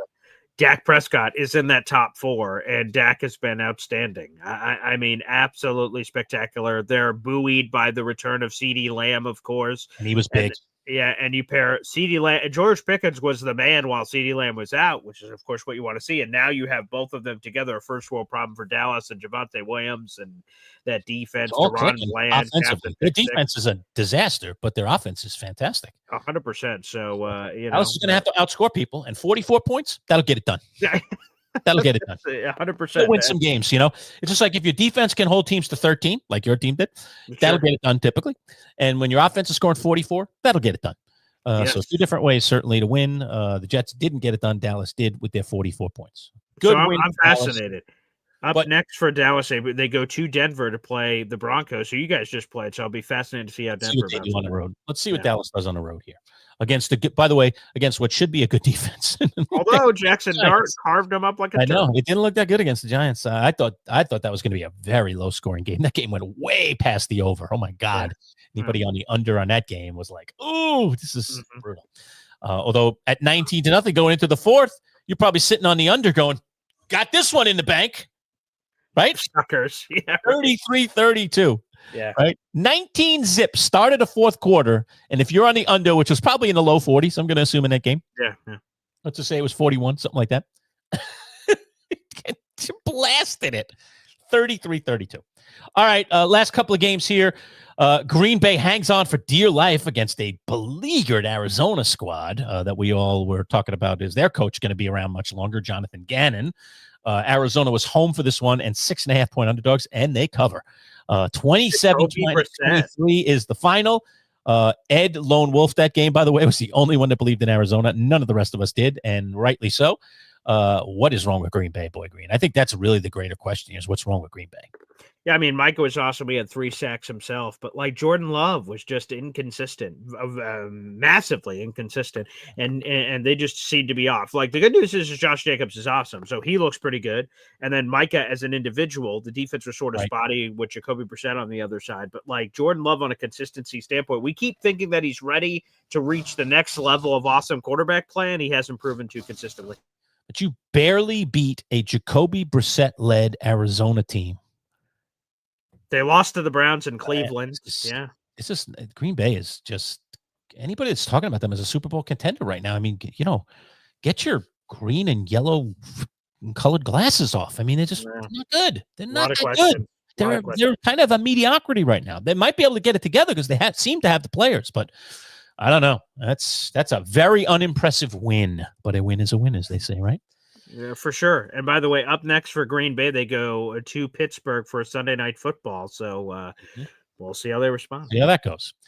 Sunday Night Football, we all watched it. San Francisco and Atlanta. I thought the Falcons maybe could get this thing together for a little bit. That team is so tempting. There's something about them that's so appetizing. But they only put 10 points on the board last night against a completely obliterated by injury San Francisco defense led by Robert Saleh. Oh, you Jet fans loving this, right? Ugh. Atlanta only scores a 10 spot. The defense played relatively good. I mean, it's hard to stop Christian McCaffrey. He's a beast, and he continues to be a beast. He had over 200 yards individually, total yards, churned up, running, catching. All right, over 200 yards for McCaffrey last night, including 2 touchdowns, and San Francisco wins 20-10 in that one and continues to impress. What are the 49ers? 4-2, I think, right now? Yeah, 5-2, 4-2. I don't get that yet. But I mean, it's ridiculous. I mean, that team should be under 500 considering everything that's happened. 5-2, 5-2 the Packers. Yeah, 5-2. So, and here it is. Christian McCaffrey, by the way, also had the most rushing yards he's had in 2 years last night. So, again, for the fantasy, because we sort of try to weave these things in and out, when you had the 6th, 7th, 8th, 9th, 10th pick in your fantasy draft, and you said, you know what, I'll go for Christian McCaffrey. Which I did at one of our leagues. Yeah, I did as well. And you swing for the fences and you go and you say to yourself, am I playing to win the league or am I playing not just to sort of not finish in the bottom 3? And some people have that conversation with themselves. You know, you swing for the fences. You're trying to win this league. And man, if Christian McCaffrey's healthy, you get a number 1 overall pick player at 6, 7, 8, 9, 10, 11, 12, wherever you got him in your leagues. And boy, he's playing like an absolute nightmare right now. It's unbelievable. All right, BG, real quick, since you mentioned fantasy real quick, my 3 fantasy teams, you give me, well, 1 you won't have to, but the other 2 you might, okay? Win or lose in the situation I'm in, all right? Okay. So in the Triple C League, my team went bananas in the Triple C League, to say the least. My team is done for the week. They scored 182.48 points, okay? So an insane week. Some of the players on that roster, Drake May, who had 23, Lad McConkey had almost 16. Travis Hunter finally woke up in that game because they were just chucking it late. He ended up with 24 points, including a touchdown. Christian McCaffrey had the 39. Fantastic. DeAndre Swift was on that team. He had over 20. Jake Ferguson had another over 20-point week as a tight end. By the way, he's tight end 1 right now in fantasy. Jake bleeping Ferguson is tight end 1 in fantasy right now for the season. I even got a 0 from good old Luke McCaffrey. I threw him in there on a whim because I had some bye guys, and he got me a big fat 0. Didn't affect my 183. Right? Apparently not. Brandon Aubrey had 17. The Chicago defense, I had them as well. They got me 13 points. So what a week, 182 points. So that one's over. I'm sorry to the man, the myth, the legend, who happens to be, by the way, Bill the produce guy. Sorry, Bill. Sorry, Bill. Oof. That was a beatdown of all beatdowns right there. I think that's the highest that any of my teams have scored this year. All right, but the other 2 at Playboy Green. So tell me, win or lose? Chumps League, fascinating. I'm in first place in the Chumps League going into this week. Boy Green, I have 83 points right now, 83.42 to be exact. Yep. My opponent is done at 127.14. Okay. So I got 83. He's got 127. So what are we talking about? 50, 44. 44. Right. Okay. 44 points. Yep. I've got tonight the big guns going, though. Okay. I've got Amon-Ra St. Brown. All right. Jackson Smith and Jigba. All right. All right. So those are like two of my best guys. There's on my the double team. Monday night headers tonight. Yep. And I've also got the Houston defense against Seattle. So those are the three I've got tonight. And as you said, I'm like 40-ish down. So what do you think? Win or lose? Thumbs up? I think you win. Down. Be the Roman Emperor. Yep. Yeah, right here.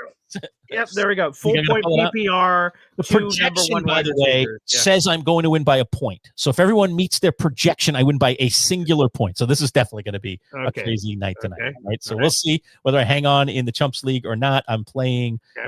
Who am I playing in that league? I'm playing DC Rising. All right. Okay, Ken.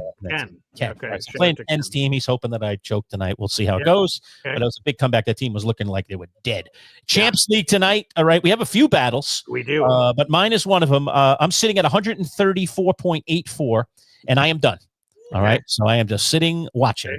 America's team, which is our buddy Brandon. Is sitting at 115 thanks to Christian McCaffrey, who was on his roster. I was like watching those points go up, going, oh my God, I thought I had this thing, and maybe not. I am still projected to win, according to Yahoo, by about 6 points. But he's got one guy going tonight. He's roughly a little less than 20 beneath me. He's got Kenneth Walker going tonight. I looked at Kenneth on the season, by the way, Boy Green. So he'd be like 19 points to beat me tonight.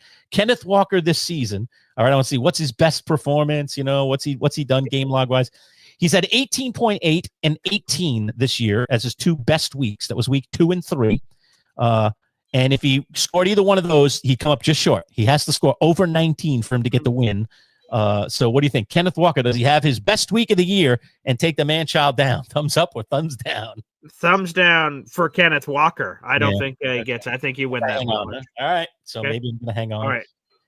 And if I do, then I'll have sole possession of first place because it does look like Al is going down. He already lost. Yeah, that's what Al said. Yeah, Al's done.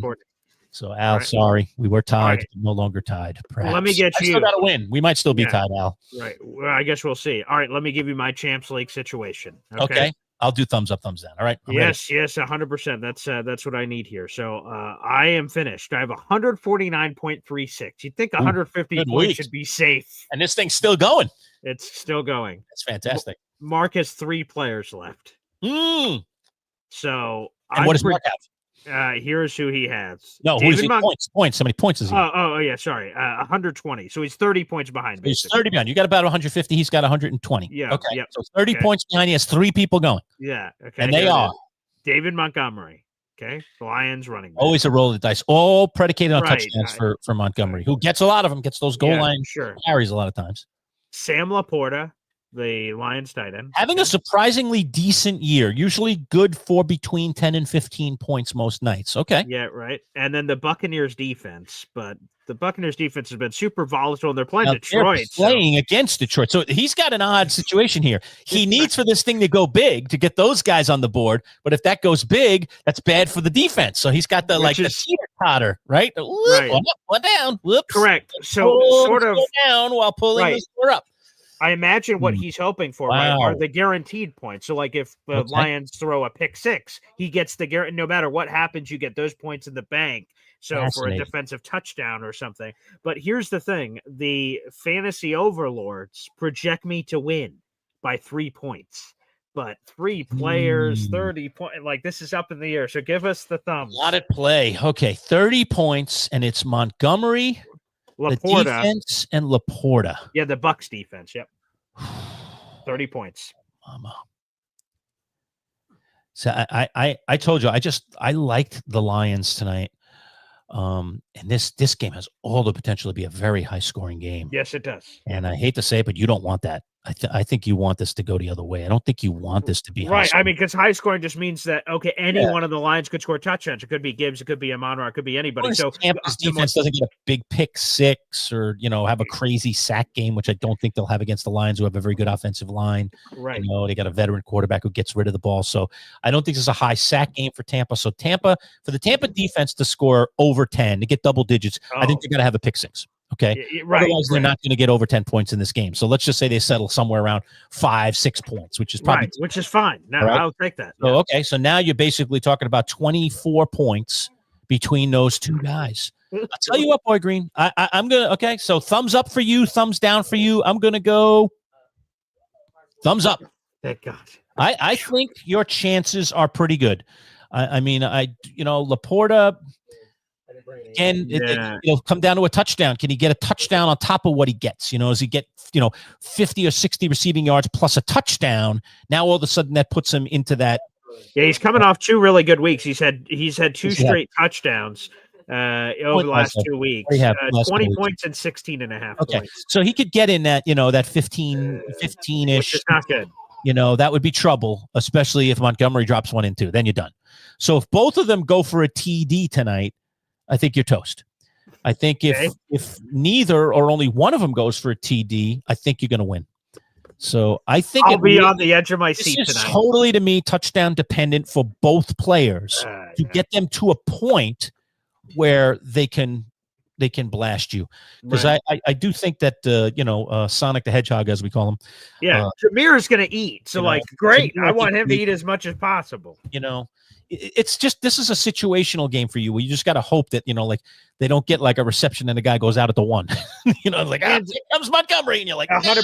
That's what I got to avoid. And here's the thing, Lerch, I think this game is important because here's the thing, right? So I'm 4-2 in this league. Mark is 3-3. So the difference between 5-2 and 4-3 in this league with the level of difference at the top, I want to keep stacking these wins and put myself in a different conversation of cushion as the season develops. So I'm a little nervous. I've had a lot of talk in recent weeks with people because I've been trying to acquire a receiver on my team because I'm kind of running back dependent. But I'll tell you what, the more I watch Josh Jacobs, who's one of my key running backs, who a lot of people have expressed interest in making a trade potentially with me. Not surprised. Right. He's a very good player. He's been rock solid this year. The more I'm not wanting to deal him because you know what he is that it seems like no other running back is this year. What's that? He is the absolute. There are almost no teams in the NFL where it's a one-guy backfield now. That's true. Good point. And he is because, and what I mean by one guy is I'm not saying the guy doesn't get downs off. I mean, Emmanuel Wilson was in there a little bit last night. They have a couple of guys, right? You just have to give a guy a blow here or there. All right. But what I'm saying is a one-man guy where that guy gets all the primary carries plus the goal line. All right. Correct. Gibbs is amazing. But he doesn't get a lot of the goal line carries. If they're inside the 3, it's here comes Montgomery almost every time. Yeah, for the most part. Yeah. Even with Bijan, who I think is pretty close to being like a sole guy too. All right, another one of my guys. But Algier gets in there a lot of times on the goal line. I was like, what does Algier do? Get it? What's happening here? I'm getting ticked off as a fantasy owner. Like, what is my guy doing on the sideline? He's the best player. You're going to let this other guy run in the end zone? He did all the work, man. What are you doing? Yeah. But that's the reality of today's NFL. And more so, teams are more like 50-50, 55-45, most teams, So unless you have the great guy like a Bijan or a Jacobs or even Gibbs, like I said, is not even getting all the time. So even some of the great guys are still splitting.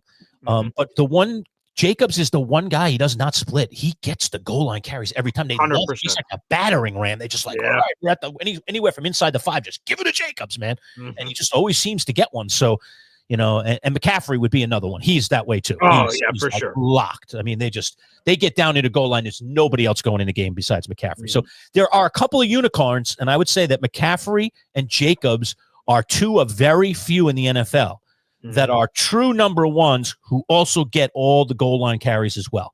And that's key for fantasy points because those touchdowns are very meaningful. They are backbreakers to beat your opponents. The more touchdowns you can get, the better chance you're going to win. So just a little fantasy note going into next season, knowing your teams. A couple of years ago when I drafted Breece Hall and then my Breece Hall no matter what thing, a little piece of paper that I gave you, Boy Green. Yeah. No matter what, because I had what a moment. 2 pick in the draft? Yeah, number 2 because Courtney had number 1 and she was very likely going Christian McCaffrey, but you never know. So I had 2 and I thought I would have a swing at Breece, and I took a swing, and it was a big swing and a miss. But the reason I took that swing with Breece in fantasy a couple of years ago was because I felt like he's an absolute number 1. He's going to get all the carries, including the goal line. And then it didn't turn out that way. Not only did he not play all that well, but then that Braylon Allen guy popped out of nowhere and started taking his carry. I was like, what's happening here? So I thought what I had was one thing, and then when I got to the season, it was a different thing. So be aware. You got to know your rosters and stuff in the crazy world of fantasy. So but when you get those guys, you like them, man. Like, the more people talk to me about Jacobs, the more I'm like, I don't know, man. I like that guy. He's pretty good.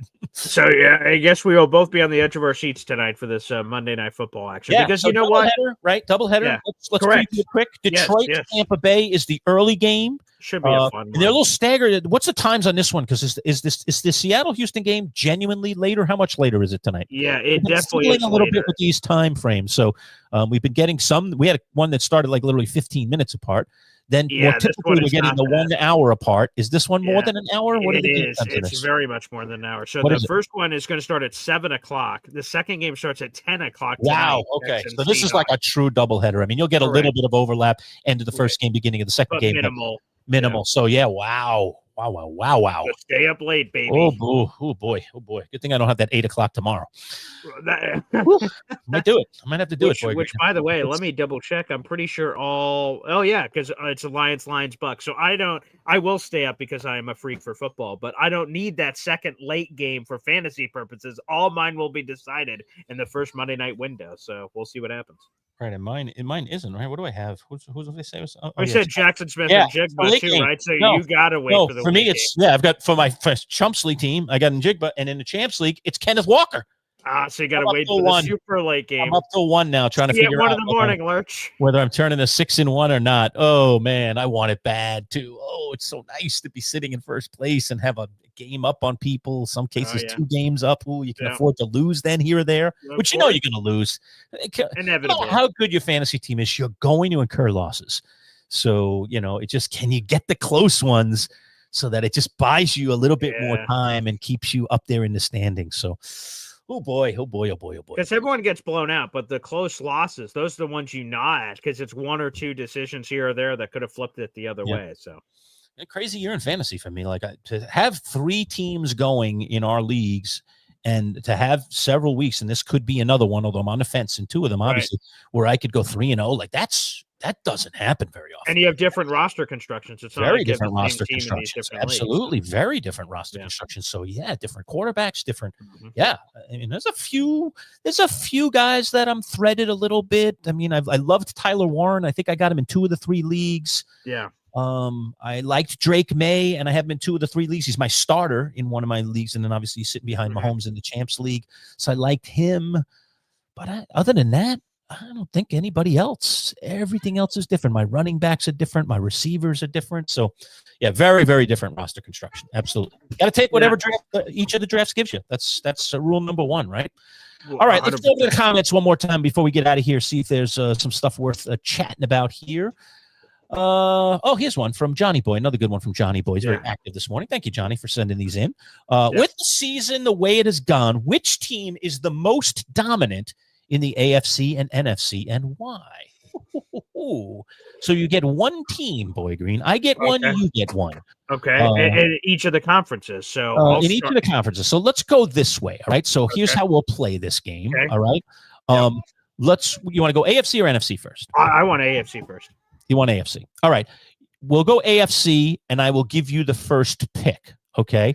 So I will not pick the same team as you. And then we get to NFC, I'll get first pick, and you can't pick my team. All right. So AFC, 1 team, dominant team in the AFC. Pick it and defend it. Indianapolis Colts, easily. I'm running to that pick. They have blown out more teams this year than anyone else in football. They have multiple 20-plus point wins, at least 3 20-plus point wins on the season, and I think the other one ended up being 14 over the Chargers, or would have been 4. They've been dominant. They've got an identity. Daniel Jones is playing out of his mind. Their only loss of the season came from Adonai Mitchell's 2 mistakes where he fumbled the ball when he should have scored a touchdown, switching hands, and then he held on Jonathan Taylor's 60-yard touchdown run that also would have given them the lead against the Rams. They'd be undefeated right now. Easy peasy. The defense is spectacular. The coaching, shout out to Shane Steichen. It was looking a little questionable last year with the Anthony Richardson experiment. So, Colts are the best and most dominant team in the AFC. It's not close. All right. It's a good pick, but I can't take it because you took it. So I have to go with, number 2. In all likelihood, at least in terms of how it's gone so far. But I am fully confident that by the time we get to the end of this thing, they might very well be number 1. It's too bad. I was hoping, wishing that I could be saying the Buffalo Bills here, but I can't. I can't at this point. Just can't. So I am going to go with the team that I believe is seriously on the rise. And even though they're 4-3, it doesn't matter.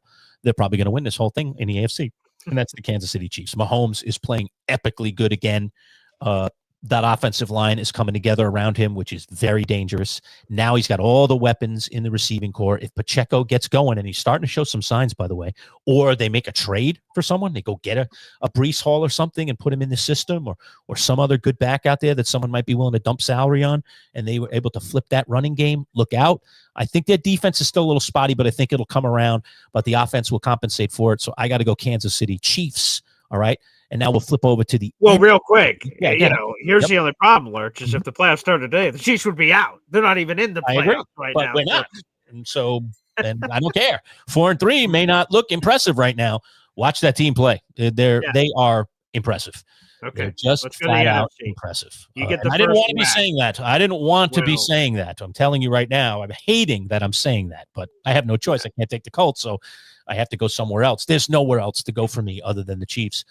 Just the Bills, there's just too many holes right now that I don't like going forward. I love their quarterback, but the rest of the roster is scaring the bejesus out of me. So I can't go there. NFC. Okay. Yeah, you get the first pick. Yeah. Ooh, it's a lot harder, the NFC than the AFC. I think so. That's why I wanted the AFC bad. I mean, record-wise, the Tampa Bay Buccaneers are the best team at 5-1. The Eagles currently sit at 5-2. Green Bay, 4-1-1, and very unimpressive to me as a 4-1-1 team. So there's no way I'm taking them. I'm not taking San Francisco, despite the 5-2. Okay. Boy, the Rams. Ooh, the Rams are so much better than I thought they'd be. I'm stuck between two teams, and neither one of them is leading their division. Okay. All right. I'm stuck between the Rams and the Lions. Ooh, all right. Okay. The Rams and the Lions. I know the Lions haven't been that dominant team like they looked like last year, but I still have a lot of faith. I don't know. There's something about them, the hunger. They don't need to kill it in the regular season here.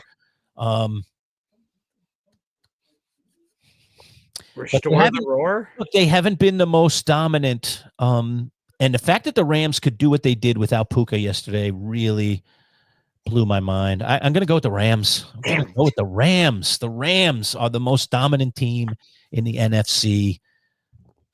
They got a great quarterback. They have a really good receiving core when they're healthy, and he's going to be healthy quickly. I think they get a bye this week, don't they? And then he's back. So yes, right. So they're going to get healthy sooner rather than later. Yeah. Great play caller, head coach. McVay is excellent. Oh, he's so good. He's so good. Mm-hmm. And that defense is a lot better than I thought they'd be. They're really solid. They're really pretty rock solid. So I got to go Rams, Boy Green. I know I probably took something off the board. Sorry, pal. You did. Which hey, that's Indianapolis for me. So that's fair enough. Yeah. Favor.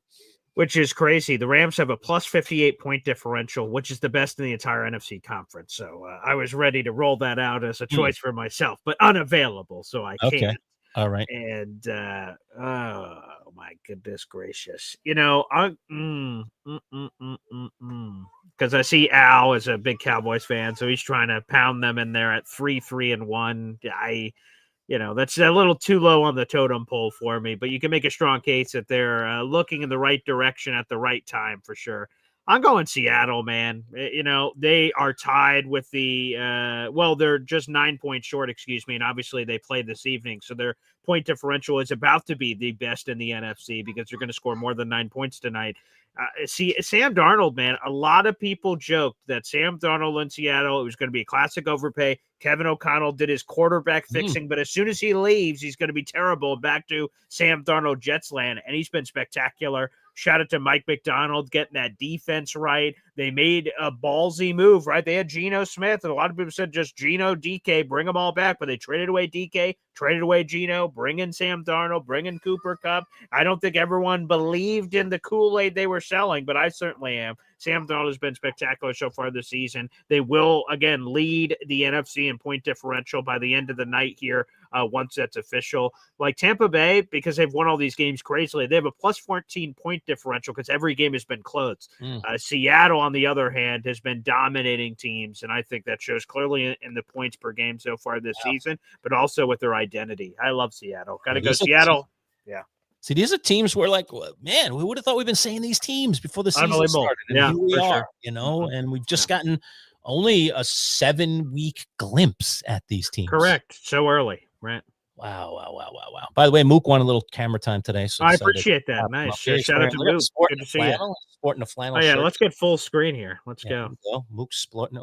Yeah, there we go. Take that out. Look at Mook sporting a flannel. Oh, nice. Collar. Nice, Look buddy. at that. Great. Mook is here, by the way, for those that don't know. It's my dog, Mookie.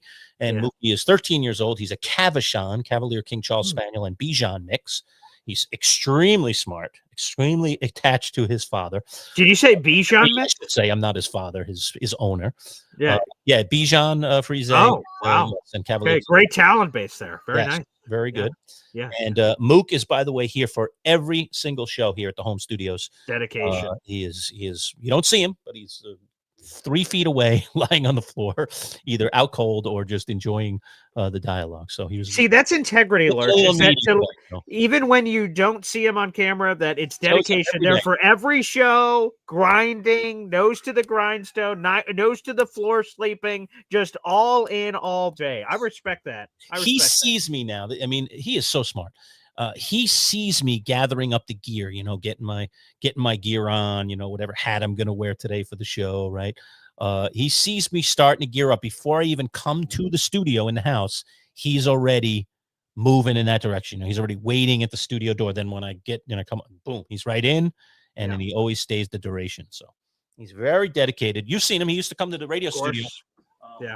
After we got out of post-pandemic, and I think this all kind of began when I was working from home during the pandemic, and you were working in the radio studio. A lot of people don't know that, but to put it back in perspective, and then all of a sudden I was home all the time, and he developed this habit of coming and sleeping at my feet, or wanting to sit on my lap while I was doing the radio show, and I was like, wow, this is incredible. Like, he just loves being up here when I'm talking and paying no attention to him at all. And then when we got out of the pandemic and we started coming back into the studio to do the show again together, I started on Fridays, bringing him just once a week to the studio, and he would come in. And what would he do, Paul? Exactly that. Crawl up in a ball and fall asleep, right at our feet. Yeah, right. Sure. Right. Same spot, pretty much. Which I try to take no offense over, that our entertaining banter somehow would put people to sleep, but I try to accept that where it is. But he enjoyed it, just snoozing throughout the show, and he'd be there for the full 2-hour show. And then as soon as I rolled my chair out to after I closed the show, literally he was up, sitting up, waiting to get his leash on and go out the door. So he's a dedicated, maybe our most dedicated listener. Perhaps. I think that's definitely it. He gets to see it in person every single day. So how about By the way, one last quick shout out. I see Philly Noodles is in here. He says, let's talk about those other fantasy leagues. He is in first place in our Boy Green Coffee Club leagues. And I know it's mentioned. Go for it. There you go. Yes. I'm the third string quarterback now, 5-1, and has already secured victory. He has a 30+ point victory already in the book. So shout out. And he has been involved in some of our lower radio leagues. So we'll see if Philly can make a rise on up over the years to get up eventually to one of our bigger leagues. I think in one of our leagues, we were looking last week. We got in in the leagues. I'll just jump in very quickly, but I think does Triple C still have an undefeated team? I think it did going into this. Let me pull that up. Triple C 6-0 is a team called Love Thy Neighbors. Yes, Jeff. All right. And he will continue undefeated. He's going 7. Is he going to win again this week? I was just going to say. Oh, yeah. He played a loud NYG is the best. Dan O'Brien. Good Lord. He's got 67 points right now. That's pathetic. But he should get some help from Rashad White and CJ Stroud tonight, so we'll see. But I doubt 60 points is coming from that combination, so that game's likely over. But yeah, I love thy neighbors, Jeff, likely extending the undefeated streak there. And I'm right behind him at 4-2 in that league. Second place, but I'm in second place in that league. Why couldn't I have gotten him this week where I scored 183 points? Right? Oh my gosh! I would have took him out to the woodshed, but I would not, because he only scored 121 points this week. So I put him to shame. But he's got a 2-game lead on me, and he keeps winning. So, is anybody undefeated in the quad cities? Because that's the only league. That's a good question. Yeah, let me take a peek down at the quad. So no more undefeated teams in our top 2 leagues. Third league, Triple C, 1 undefeated team. We just mentioned them. And quad cities. Yeah, there's 3 5-1 teams. 3 I've 5-1. already secured victory, so I will be 6-1 in that league. So he's mopping up again. and I'm taking out another 5-1 team, so I'm eliminating one of them and leapfrogging them by beating them.